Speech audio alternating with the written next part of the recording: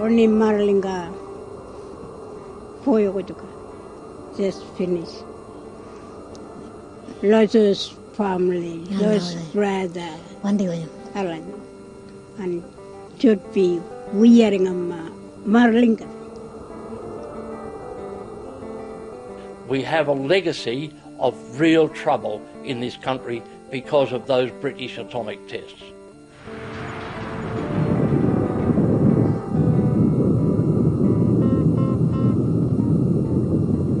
It's our thing, it's our stuff. Although we never call it uranium.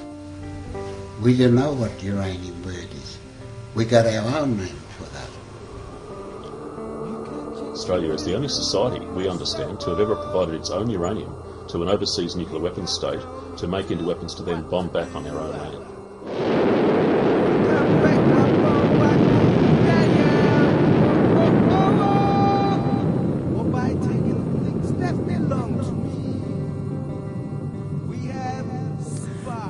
When an atomic bomb explodes, it creates radioactive particles, some of which are heavier than others. The heavier ones fall first. The very light ones might travel around the world several times before they fall to the ground. But they will do one thing, they all fall to the ground.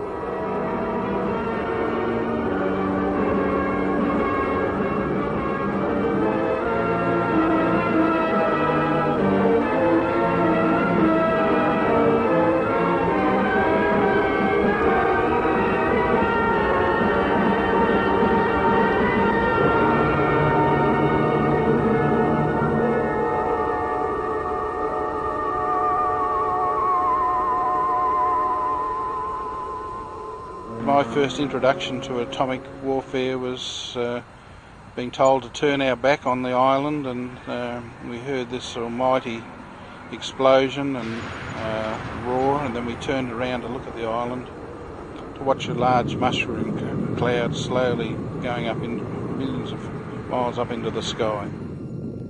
I was 19 at the time.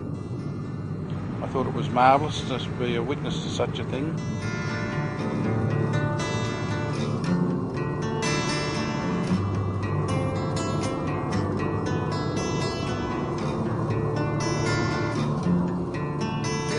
Haze over the sky, sort of. It looked like a very fine cloud, but it didn't go away. It was there for about 4 or 5 days, or could have been more. And it was light that the sun sort of filtered through it as well, but it was there. The aircraft that I was in took off at about 11 o'clock at night, and we flew a triangular pattern northwest out over the Indian Ocean, then south towards the Montebello Islands themselves, and then northeast again into Broome. We spent nearly 9 hours on that trip. Because it was night time, we saw no evidence of any cloud. The evidence of the cloud was in the filters that were fixed underneath the wings of the aircraft. We're all bush hunters, fishers. That is our culture. We look forward to doing that. Take our young children out fishing and hunting. You go back before all these bombs and that were let off. Aboriginal people lived years, you know.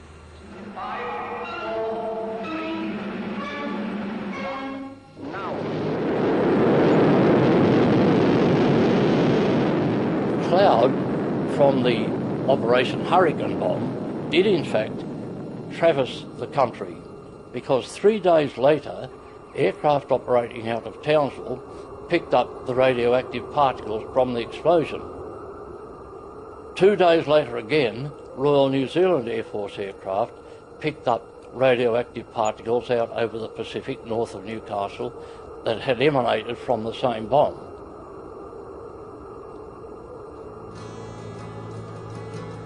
We patrolled the island quite regularly for a year, and then in October 1953 I went back to the islands again with a group of British scientists, and we worked on the island for 2 weeks while they collected data up there, and I worked on the island with them.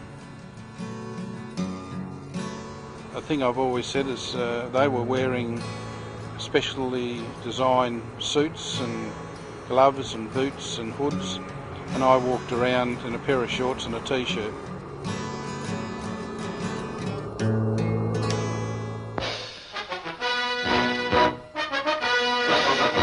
Famous British atom scientist Sir William Penny, at a press conference on his arrival in Australia, is emphatic that there will be no dangerous radiation from forthcoming tests at Maralinga. Stressing the importance of the tests, he says, "Any weapon has to be tested. Doesn't matter whether it's a shell or a bullet, or whether it's a carrier of a weapon like an aeroplane. It must be tested."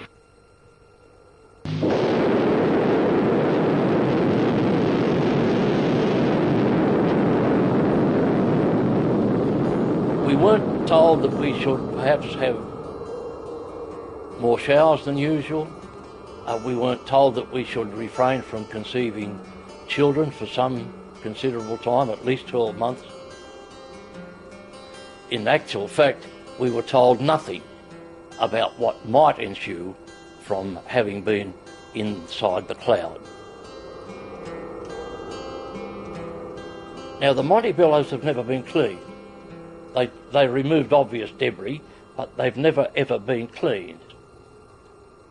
The government has maintained that there was no hazard to anybody connected with the tests.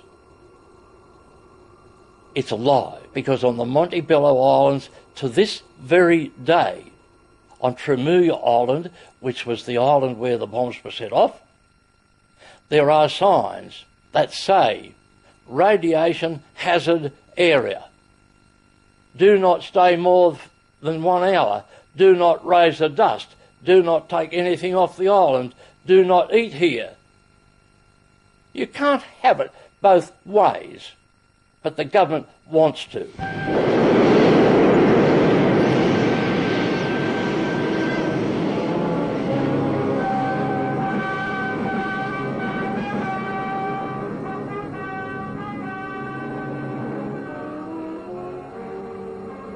As the years went by, my husband first of all got sick, and there's a lot of the other people before us, and all died of cancer, some sort of cancer.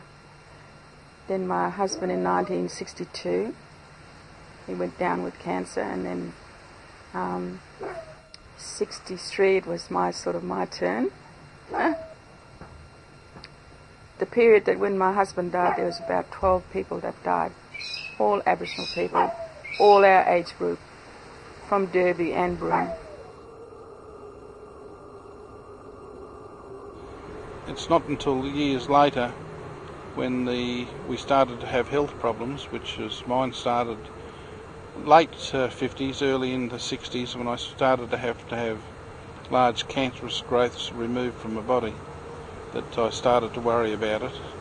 So there was an understanding in those periods from the 50s through to the 70s that aerial nuclear weapons tests were having such a demonstrable effect that you could find the isotopes from those in children's teeth and in bone.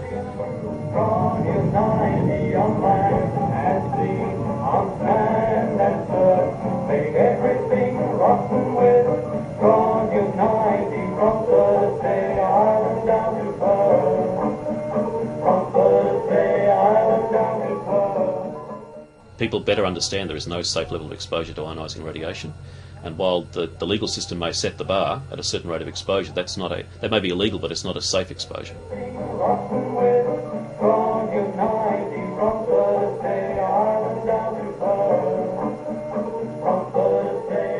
Most of the country was covered by these radioactive particles, especially from Operation Totem, which took place 12 months later in a place called Emu in the Maralinga area.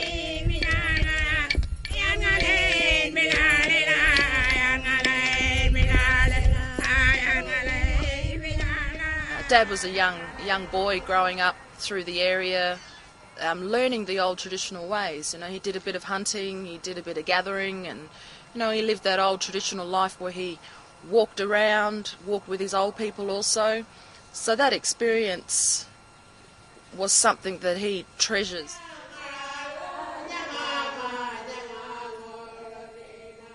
This is the main place, Waladina, important place. Ngurari Jajuda for this place. This is back in creation days.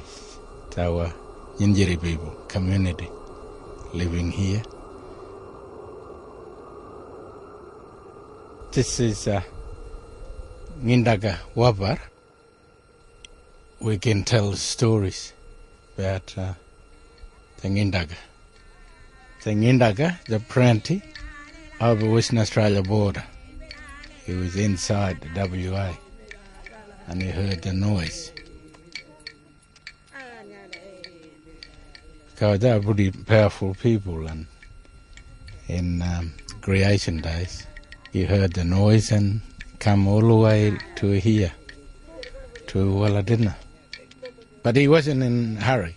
He take time, he creating food, languages, different ones, and he created Edma. Mount Woodruff is that's in Ngindaga apprentice. It's just standing up like this, and he was looking out to Ayers Rock. But it's the highest mountain in South Australia, I think. Yeah, Mount Woodruff. But it's in Ngindaga.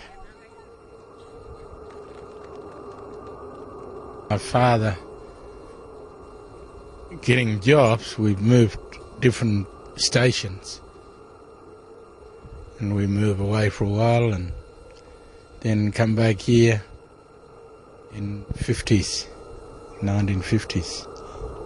and to Waladina. Maralinga happens south of where Wallatina is, and that's very close to the heart for us, as in the Lester family or, Yami's people. This place, it's still important, but not as important now, because on the 15th of October 1953, they let the bomb off 7 o'clock that morning. A cloud come across from south, from Emu, right across here. It was a black smoke, shiny, oily looking thing rolling through. The expert reckon that's 60, 70 mile across the smoke went. They create something in return, payback, and they create a cloud in return, a payback, finishing.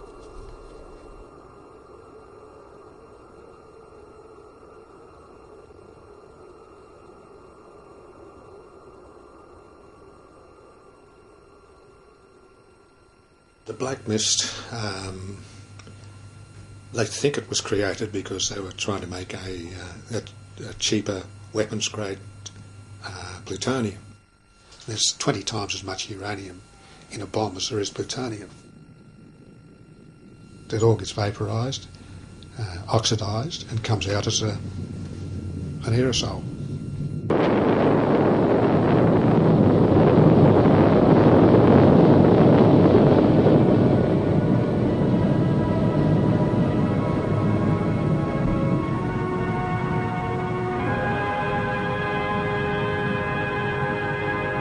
Black mist rolled through the tops of the trees and along the ground and through the grasses. The information, of course, wasn't passed on to the traditional owners or to the Aboriginal people who were in the area. It was something that they had no knowledge of or didn't know how to handle. People started becoming really sick soon after the fallout, and that was a lot of family, a lot of Dad's family, a lot of the older generation, our great-grandmothers, our great-grandfathers, and the old people who were there at the time.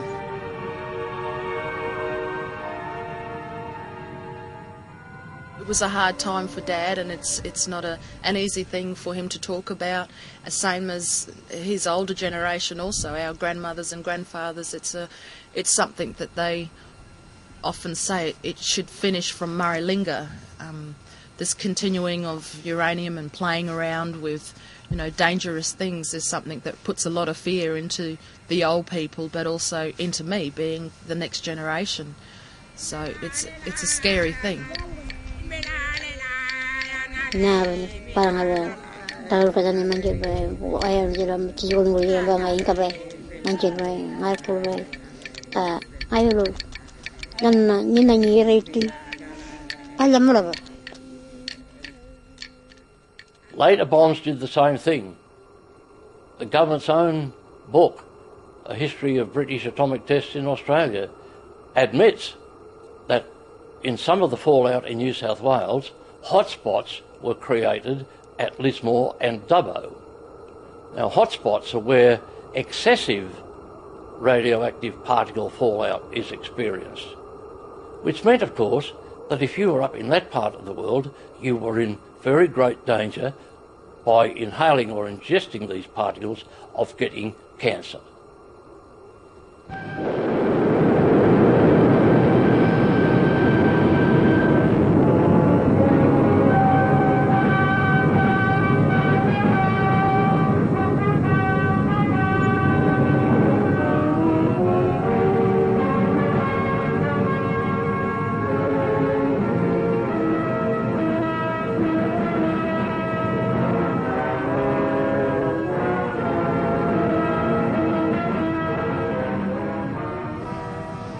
So we got there in January of 1956. It took us about 12 or 14 days to travel by convoy to Maralinga. We built the tents that we lived in. The Army was in front, the Air Force behind us and Navy behind that. We worked out in the forward area from daylight till dark, 12 hours, sometimes 13 hours a day, 7 days a week. We went around all the time in shorts and boots. And there were certain areas you couldn't go to. You had to go through and get dressed up in this white outfit and go forward, and do the job, then come back and you get showered and they'd take the radiation reading. But the parts where we were working in, doing the fencing, was all no more than 150 yards away from an atomic bomb, which had went off 4 months earlier.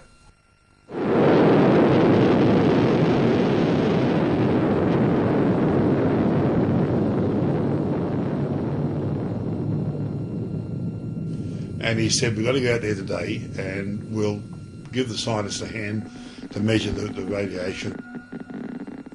And there was a steel road out to Tamaku, and we went out there and there'd been a ground burst and left a 80-90 metre crater there by about 100 metres long. It had rained in 56 and it poured, and the crater was all glass. The bomb just makes the can turn to glass. Waterproof. There was a health physics caravan there. One side was dirty, the other side was clean. You got in, took off your clothes, put the white overalls on, white top on, white things over your boots and so on. And I was first to go through, and I looked out and I see this Aboriginal fella. And I thought to myself, we used to have a few drinks for night time. I thought, what am I seeing here? Here's a fella coming on the dark side, the dirty side.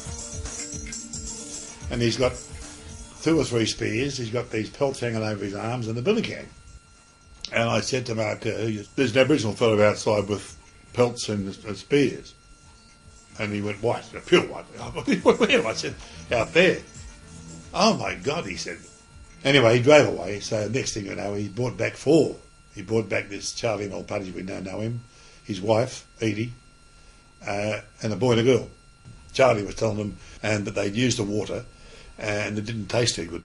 The reason why he was here, seeing us, was to try and find some nice water, fresh water. But by the same token, the British have put millions of pounds into this scheme, and we don't want anyone outside knowing about this.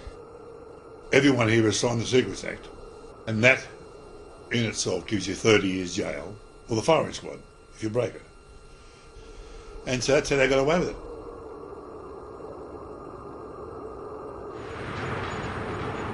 And there was nothing in the place, and then otherwise it was just rotten sand.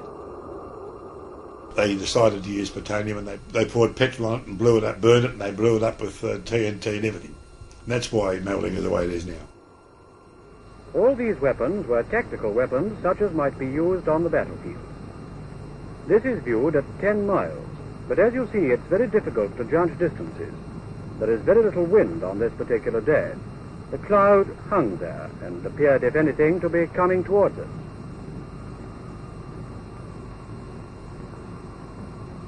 "20 minutes later, the cloud has spread right out. Notice the fallout that appears to be coming down like rain. It hung there in front of us.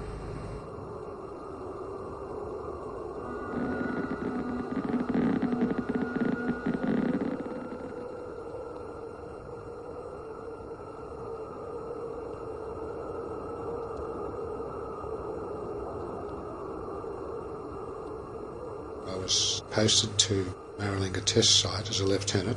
I was the 2IC of the Antler engineer troop. We were located 10 miles from the test site area. I was there for 6 months for 3 tests named Taji, Biak and Taranaki.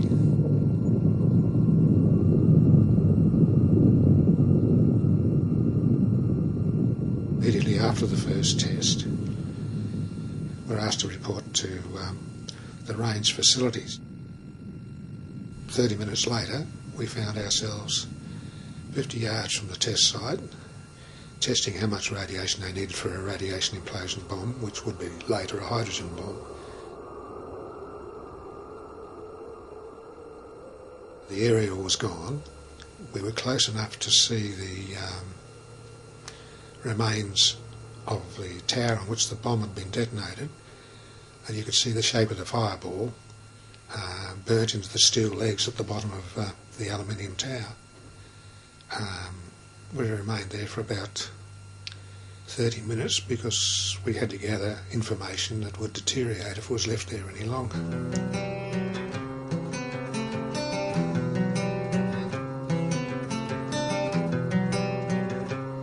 The fission products die down very quickly. It's the alpha producing ones that take a long time to decay. They're in the thousands of years half-life. Not very dangerous when they're outside the body, but once they're in the body they usually go to places like the bone marrow and interfere with your autoimmune system, and that's where you get all sorts of funny things other than cancer from them.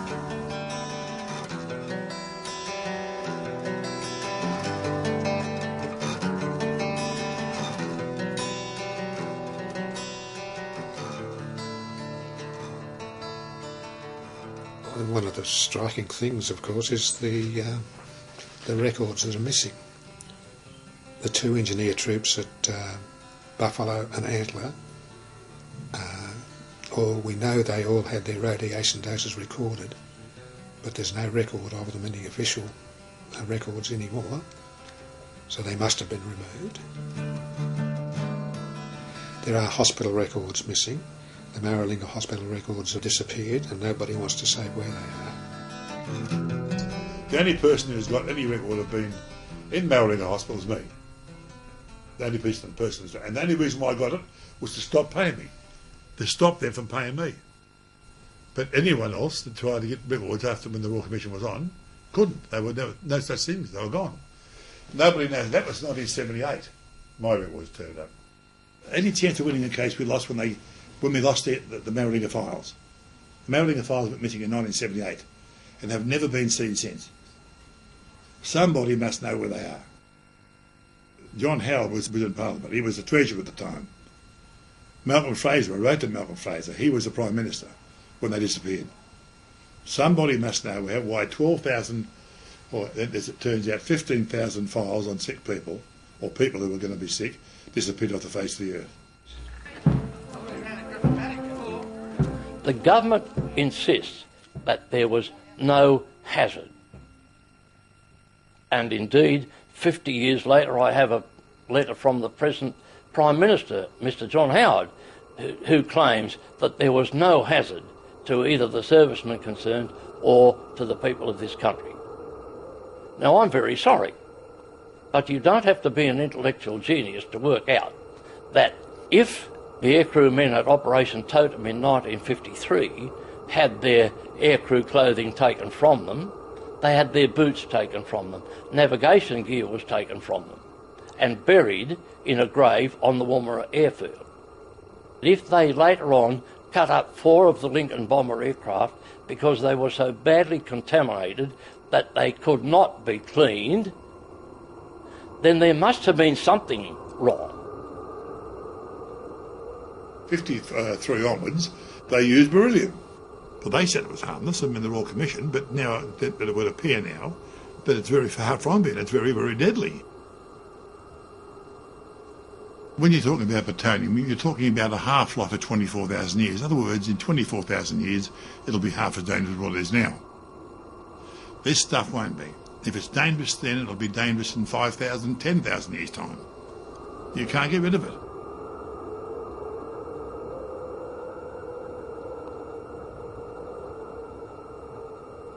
We felt later that we were like lambs on the altar of British science.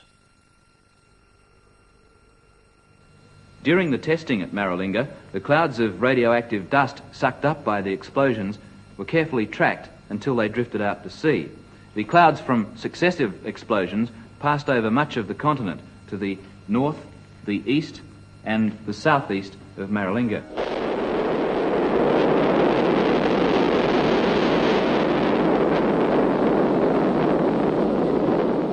The government of the day, the Menzies government, and all governments since that time have denied that there was any danger or any hazard either to servicemen or to the people of this country. Now, of course, their denial was part of policy. They had to say that. But what we have since found out, of course, is that there was indeed a very great danger to the servicemen concerned who were given no proper protection, and to the people of this country generally because of radioactive fallout. Could you imagine if the British government had tried what they did at Maralinga in remote counties of Scotland or Wales? You know, it would be the end of civilization. What happened was shameful. It would not, I mean, could not have occurred elsewhere. Essentially, Aboriginal people were denied their rights with devastating consequences. They blew the place up until there was no more room to blow up, and then said bye-bye, we're going. The nice old blackfellas, they love it out there. That's their territory. It's not whitefellas' territory. It's just strictly for the Aboriginal people who've learned to live over 40,000 years.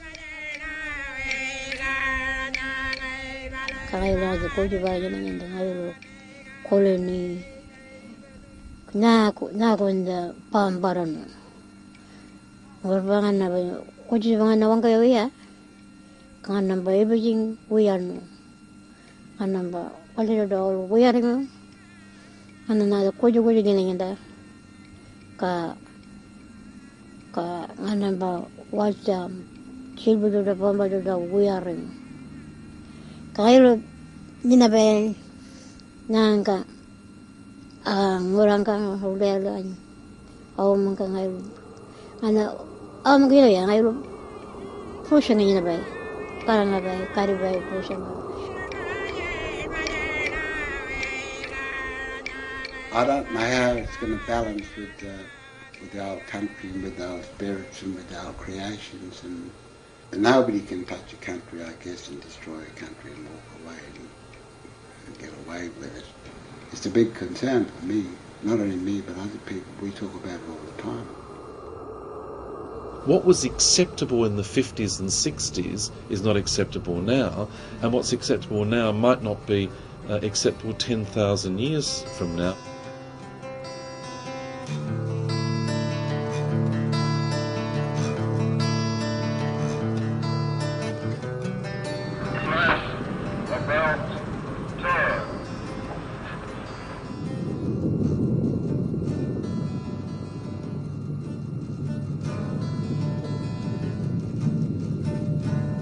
At the end of 1989, I became Minister for Aboriginal Affairs, and I went to Britain to argue the case for compensation and clean-up of the Maralinga lands, because what was left behind was americium, strontium-90, uranium, plutonium, dispersed plutonium all over the place.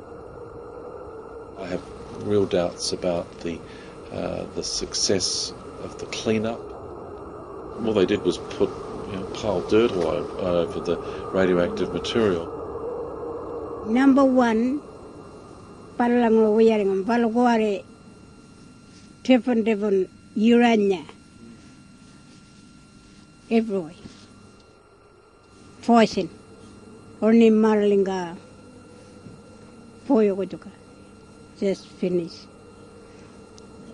Lots of family, lots of brother. Alan. And should be wearing a Maralinga. We, the next generation, have got a bit of a responsibility, because some of us understand more of, our cultural side, but also the Western side of things, which is something Nana can't quite grasp because she's an old tribal woman.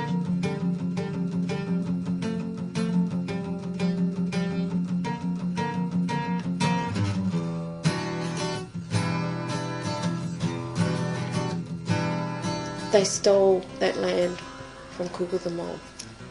And the Australian government's done rocket testing. They've had Narunga there. We've had nuclear bombs on Kukutha land. And now they want to put a nuclear waste dump in as if we haven't had enough. Part of the legacy of the nuclear tests is not just the environmental contamination and the burial of plutonium in a shallow grave out at Maralinga. The British provided Australia with a reactor at Lucas Heights in Sydney, and we then joined the Reactor Club of the World. But it's waste from that reactor that's now intended to be dumped in North South Australia, the first national nuclear waste dump. But even the reactor itself is intended to be decommissioned, dismantled and trucked across unwilling communities right across Australia. We've passed legislation as a parliament opposing a nuclear waste dump in South Australia. This is the first time in the last quarter of a century that a federal government has moved to compulsorily acquire state crown land against the wishes of the state. All of the international experts would say that if you've got radioactive waste or reactor waste, the repository should be as close as possible to the point of production. Now, what they're aiming to do is exactly the reverse of what anyone serious in international safeguards protocols would say. They're moving it thousands of miles away. So it's about the issue of transportation. We do not want radioactive waste from Lucas Heights nuclear reactor coming across our border, coming through communities, coming along our roads. It's preferable in our view that radioactive waste should be managed above ground in dry, secure, monitorable storage where one can intervene to apply developments of technology but to protect the environment and protect human health.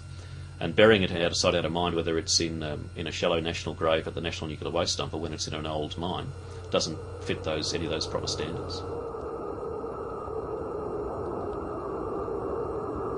I guess we can speak more strongly on Maralinga and the concerns we have for Maralinga than the dump, but it is very closely connected because it is something that Nana's taking on also, the campaign against the waste dump as well, which of course is a big concern for Anongals because of the connection Anongal Aboriginal people have with land and its waters.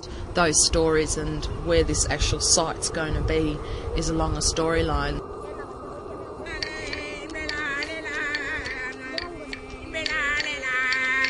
This is Kukutha country. It's important in Kukutha ceremony or in religious life. The whole landscape is a cultural one. That is, it was set down during the dreaming, and what's left behind is evidence that our ancestral beings created the landscape. We hold the law for this area, and the stories and the songs. Follow the creek along. This is our main highway, and it's no coincidence that this is our highway. It's been here for hundreds of thousands of years. Down the road here we've got a living area. We've got good timber, sand. That's where people camp. one of the things that's been evident to Indigenous people in this area is that we don't believe what the government says at all. Their past record is not a good one. What they've done to us at Maralinga, they continue doing that at Roxby, and now they want to force this nuclear waste dump down our throats. We don't want it. We've told them time and time again. We don't want it. The pastoral ministry doesn't want it. People in South Australia don't want it. It's time they listen to people.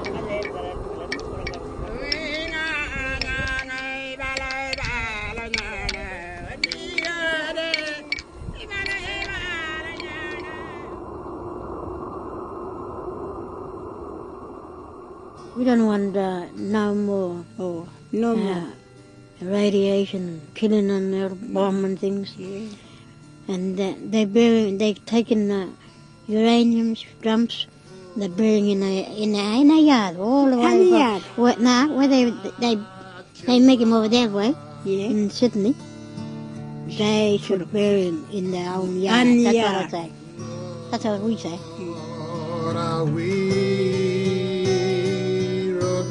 It's not just a technology issue, it's not just an environment issue. It's a threat to the community's right to decide their own future. They are willing to corrupt a lot of values in society by imposing reactor risk and waste production. They refuse to accept the long-term legacy of either health impacts or of risks from the nuclear waste that result from that reactor production.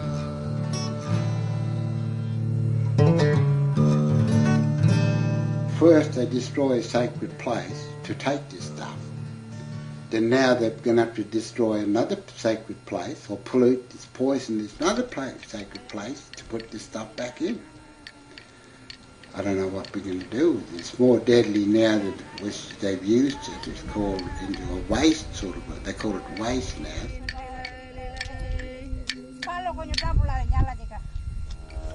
An example of how little Australia has learnt over the last 50 years from the Maralinga experience is that today a mine operates at Beverley, where General Atomics, the multi-billion-dollar US nuclear corporation, operates an acid in situ leach uranium mine.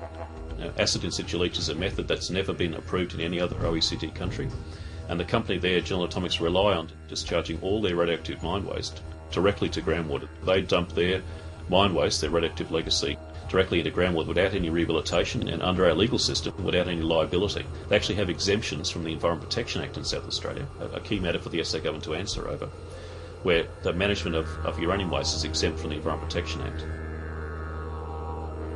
South Australian uranium used in nuclear reactors produces plutonium. Half of the world's plutonium has been produced in civilian power reactors.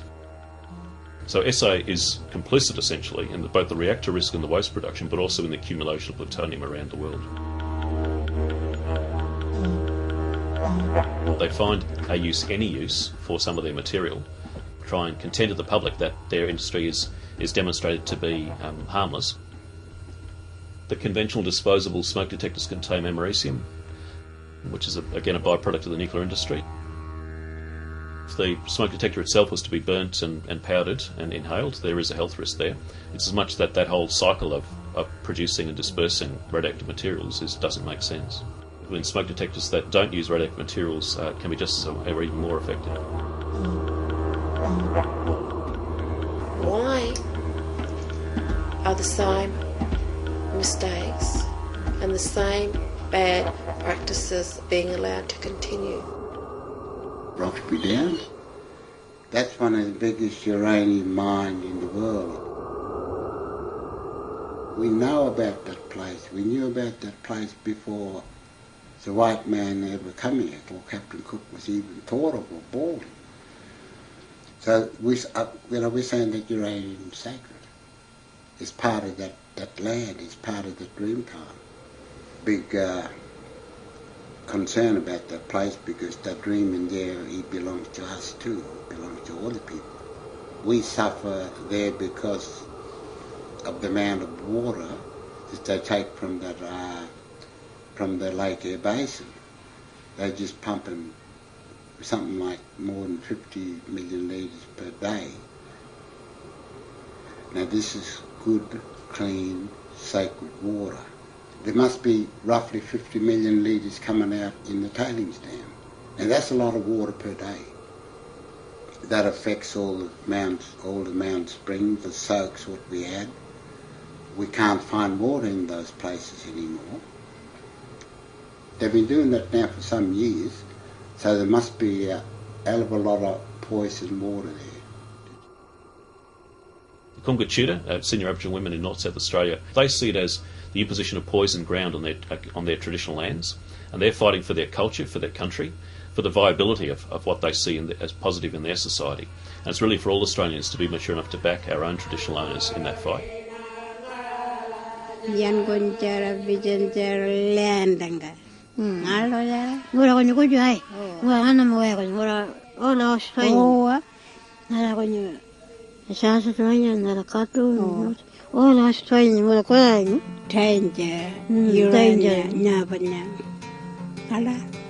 Australia, with some of the best sunshine in the world, it's very hard to get a research grant to develop solar energy. But our government claim that they have freely to have $500 million or so to put an unnecessary hazardous reactor in Sydney. They really do have the wrong set of answers to the current set of problems. There are alternatives to the production of medical isotopes through cyclotrons or through importing, which is the standard method for the key isotope technetium-99. Our government claims that we have to have a reactor in Sydney to have proper availability of this key medical isotope, and it's simply not true. Nuclear weapons programs have often started in so-called civilian nuclear programs. It really is not a great deal of difference between the two arms of the industry, the civilian and the military. The proliferation of nuclear weapons is one thing, but actually it's the proliferation of nuclear technology and materials that is putting so many more countries at risk. Wasn't Chernobyl evidence enough of the issues and the damage?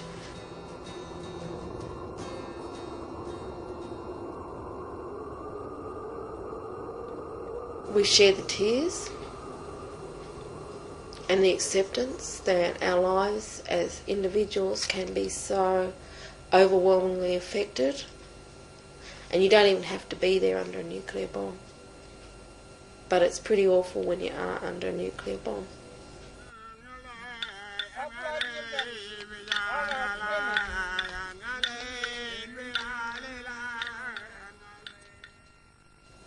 They bombed my mother, and she then passed on genetic DNA defects to myself, so I have not been able to have children, but I have 3 ovaries, and I'm just one of many women in my community who've been affected in terms of reproduction issues. Traditionally, culturally, we wouldn't have talked about it, but this is stuff that you just can't not talk about.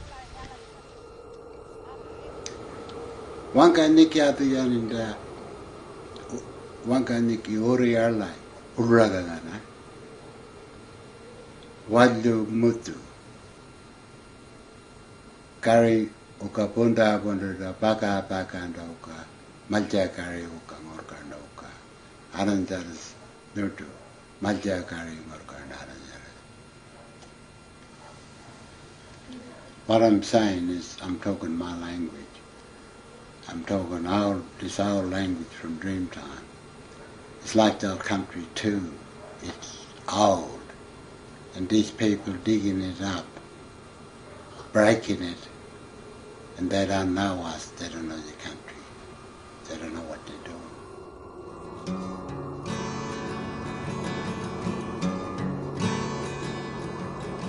It's been 52 years since the bomb, and I don't know whether they're waiting for us all to die out and with the hope there's not going to be too many they're going to have to pay. They said, no, you weren't exposed. We were exposed, all right. We were totally exposed. Australia is the only society, we understand, to have ever provided its own uranium to an overseas nuclear weapons state to make into weapons to then bomb back on our own land. I'd like to know the after effects of this atomic bomb. My 3 children have all had spina bifida babies, and I'm just wondering whether it came from that. My daughter's also got cancer.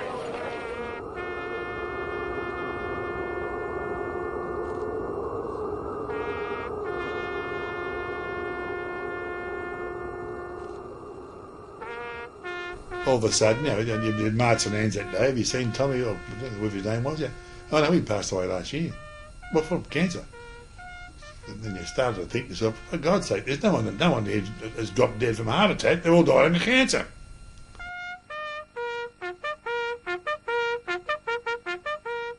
You wouldn't mind if you had the occasional one or two that have died of old age or something, but they have all died of cancer. So, I mean, you've got to say to yourself, what's causing this? We were involved in a war. It might have been a Cold War, but we were right in amongst it. To us, its most important aspect is to be recognised and to be accepted for the job that we actually did.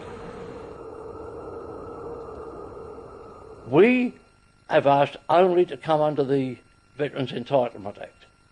That's all we argue.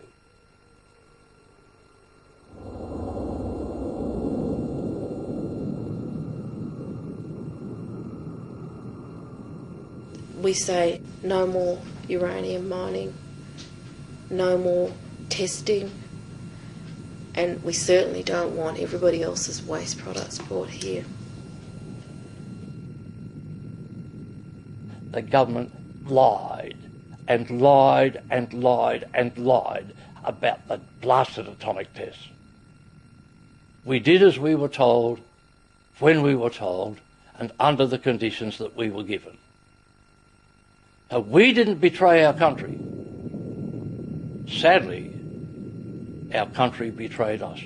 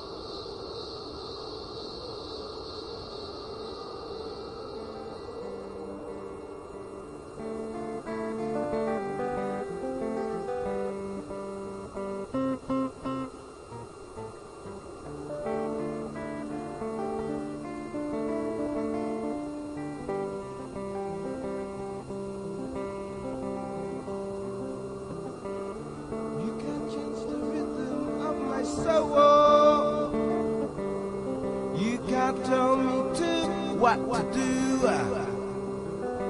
You can't break my bone by putting me down. Or by taking the things that belong to me. We have survived the white man's world and the heart and the torment of the jail. We have survived the white man's world, and you know, you can't change that. Why nyolan ko belornari, podolan ko palyan ma, palyain ko wiyang ko la, kadala chapi madun.